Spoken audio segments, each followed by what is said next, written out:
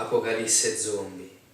Come fermare l'epidemia del cancro grazie al corretto utilizzo e alla manutenzione delle cappe da laboratorio.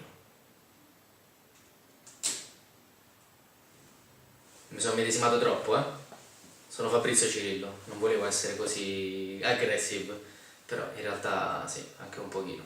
Questo titolo è un po' scioccante, lo ammetto, è un po' di impatto sicuramente, ma dovevo prendere la tua attenzione, dovevo catturare in qualche modo il tuo sguardo nei confronti appunto di questa copertina, perché tratta una tematica che è veramente importante, una tematica che è stata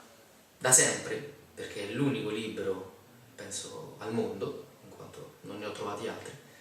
è una tematica del quale nessuno ha mai parlato, appunto le cappe chimiche, le cappe by hazard, di come debbano essere utilizzate al meglio affinché l'operatore, affinché le persone, la collettività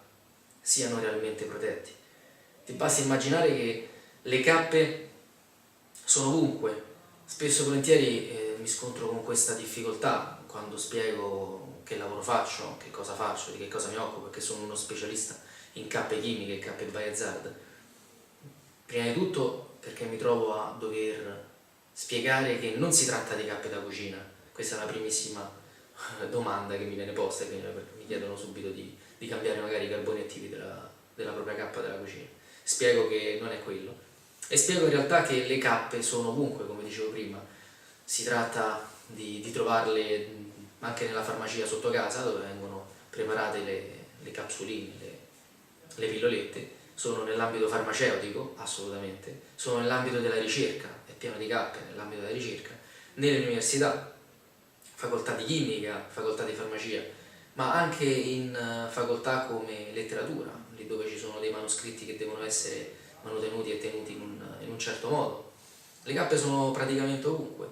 ad esempio sono anche nell'ambito della fecondazione assistita, spesso non si sa assolutamente questo, le persone non sanno che quando vanno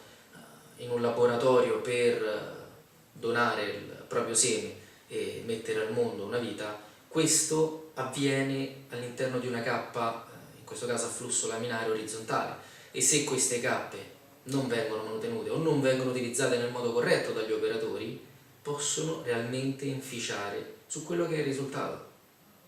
E stiamo parlando di una vita umana. Sono nell'ambito dell'oncologia,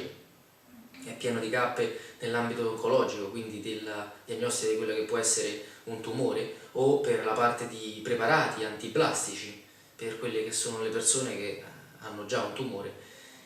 ma questi preparati antiblastici vengono fatti con dei chemioterapici che sono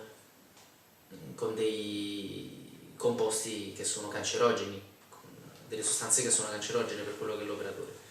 Le cappe si trovano anche all'interno, per esempio, del reparto neonatale, quando nascono i bambini all'interno degli ospedali, dove ci sono le culle, dove vengono preparate le pappette dei bambini, lì vengono fatti sotto cappa a flusso laminare, verticale, perché c'è bisogno semplicemente di un flusso sterile di aria che vada a purificare, diciamo, l'aria all'interno di quella che è la cappa della zona di lavoro dell'operatore, dove vengono appunto preparate le pappette, in quanto i bambini sono appena nati e non hanno un apparato immunitario che li possa difendere così, insomma, ben formato, e quindi è meglio che siano prive di qualsiasi tipologia di problematica, batteri piuttosto di. Quindi le cappe sono veramente ovunque, ci circondano, tutto quello che abbiamo, l'elettronica,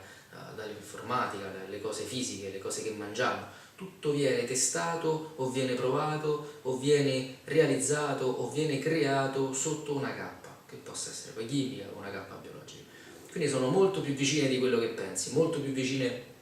di quello che si crede all'intera collettività, tant'è vero che queste cappe si chiamano dispositivi di protezione collettiva, sono utilizzate per proteggere operatore, prodotto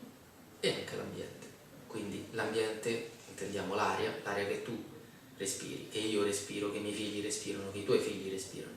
Quindi perché non imparare finalmente a utilizzare le cappe nel modo più appropriato, nel modo corretto, così che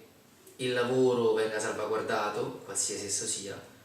e l'operatore venga salvaguardato, e i collaboratori e l'ambiente e tutte le persone che circondano quello che è il lavoro. Questa è la soluzione giusta per te. Se ancora non l'hai fatto, acquista una copia del libro